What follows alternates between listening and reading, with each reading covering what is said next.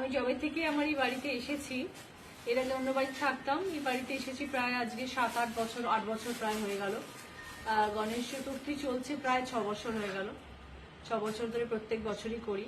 মধ্যিখানে 1-2 বছর গ্যাপ গেছিল, বাবা যখন গত হলেন তারপরের বছর যেরকম নিয়ম অনুযায়ী করা যায় না সেরকম একবার হয়নি, আর একবার শাশুড়ি মা মারা গেলেন সে বছর, পরের বছর হয়নি, সেরকম ভাবে 2 বছর গ্যাপ গেছে। তা না হলে চলছে 6-7 বছর ধরে।